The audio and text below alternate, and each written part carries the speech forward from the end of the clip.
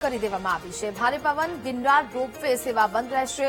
પવનની ગતિ સામાન્ય થયા પછી ફરીથી સેવા શરૂ થશે। પ્રવાસીઓની સુરક્ષાને ધ્યાને રાખી તંત્ર દ્વારા નિર્ણય લેવામાં આવ્યો। વરસાદી માહોલને કારણે ગિરનાર પર્વત પર સૌંદર્ય ખીલ્યું છે।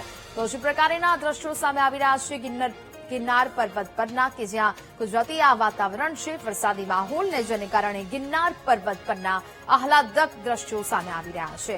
ગિરનાર પર્વત પર સૌંદર્ય ખીલી ઉઠ્યું હોય તે પ્રકારના આ દ્રશ્યો અને તેનો સુંદર નજારો કેમેરામાં કેદ થયો છે। ગિરનાર રોપવે સેવા હાલ પૂરતી બંધ કરવામાં આવી છે કારણ કે ભારે પવન અને તેને કારણે રોપવે સેવાને બંધ કરી દેવામાં આવી છે। યાત્રાળુઓની સુરક્ષાને ધ્યાનમાં રાખીને આ મહત્વપૂર્ણ નિર્ણય છે તે લેવામાં આવ્યો છે। ભારે પવન ફૂંકાતા આ નિર્ણય લેવાયો છે। પ્રવાસીની સુરક્ષાને ધ્યાનમાં રાખીને આ નિર્ણય લેવામાં આવ્યો છે। પરિસ્થિતિ સામાન્ય થયા બાદ ફરીથી રોપવે સેવા શરૂ કરવામાં આવશે। જૂનાગઢ જિલ્લામાં ગઈકાલથી જ જે વરસાદી માહોલ સર્જાયો છે ત્યારે આજે વહેલી સવારથી જ ગિરનાર પર જે વરસાદી વાતાવરણ સર્જાયું છે। વરસાદી વાતાવરણ સર્જાવાને લઈને જે રોપવે છે તે બંધ કરવામાં આવ્યો છે। જે પ્રવાસીઓની સલામતીને ધ્યાનમાં રાખી રોપવે બંધ કરવામાં આવ્યો છે।